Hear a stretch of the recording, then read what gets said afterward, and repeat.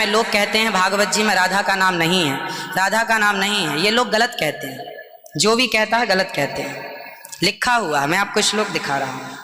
भागवत जी के 8वें स्कंद के 10वें अध्याय में श्लोक नंबर 40 है, लिखा है उद्यतायुध दौरदंडई राधावंतो भटान मृधे। राधावंतो लिखा, स्पष्ट लिखा गुरु जी। ऐसा है, नाश मत करिए। आधावंत है, आधावंत में दौड़ते हुए या संधि हो गई है गुरु जी। नहीं नहीं, ये गलत बात है। आप जो है उच्चता उठाई आयुधों को लेकर के आधावंत। गुरु जी गुरु जी गुरु जी गुरु जी गुरु जी, हम तो आपके दास हैं। मत कीजिए ना। हमारे गुरु जी कहते हैं अयम अनर्था ना ना गुरु जी, इसका अर्थ तो सुन लीजिए, इसका अर्थ तो सुन लीजिए। आप जब राधा बता रहे हो, सुनिए सुनिए गुरु जी, इसका अर्थ है राधावंतो भटान मृधे। इसका अर्थ गुरु जी ने बताया हमें। गुरु जी ने, हमारे गुरु जी, कोई गुरु जी नहीं बता सकता। हमारे गुरु जी कहते हैं बिल्कुल नहीं बना सकते, क्योंकि जब आप राधा बनाओगे तो विसर्गे कहाँ जाएंगी? गुरु जी, उद्यता युधई ही गुरु जी, गुरु जी कहते हैं गुरु। शब्द है। अब चलिए, भागवत जी में दूसरा है बधू। बधू प्रयोग हुआ है, बधू प्रयोग हुआ है। तो बधू का प्रयोग ये है कि वहां श्री राधा रानी का ही स्मरण है। नहीं, लोग कहते हैं राधा नहीं है, तो राधा जी का जिक्र तो कई जगह है। राधा पदवाच्य बधू, इसका अर्थ संकेत अर्थ हो या लक्ष्यार्थ हो और व्यंग्यार्थ हो, इन तीनों अभिधावृत्तियों के द्वारा राधा शब्द एक भी जगह भागवत में नहीं है। इसलिए जहाँ बधू शब्द है वहां भी अर्थ राधा है। जहाँ बधू है, ऐसे पानी का अर्थ जल भी होता है। जहाँ राधा है, जहाँ बधू है वहां राधा है। ऐसे थोड़े होता है।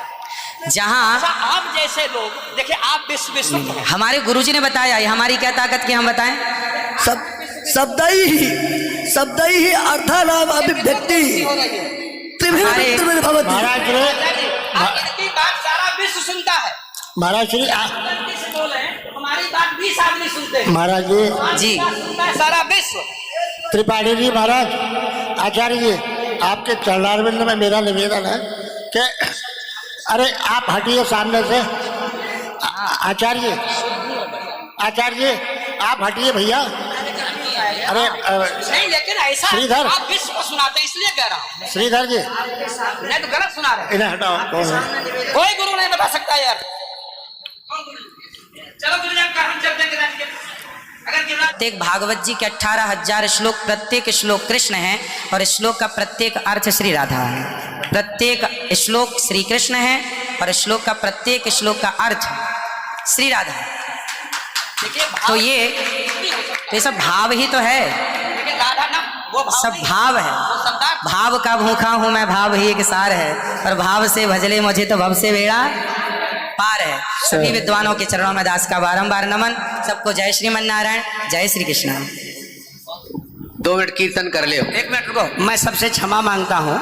मेरा अनिरुद्धाचार्य के प्रति बड़ी श्रद्धा भाव है, बड़ा आदर है, लेकिन इनकी वाणी चूंकि पूरा विश्व सुन रहा है, ये चैनलों पर आते हैं। भाव जगत में हम कुछ भी कहें, लेकिन जब हम ये कहते हैं ये शब्द में लिखा है, तो वहां पर शब्द और अर्थ का संयोग, क्योंकि गिरा अर्थ जल शब्द बोध्यो व्यनक्त्यर्था शब्दोप्यर्थांतराश्रय एकत्व व्यंजकत्वे तद अन्य से सहकारिता।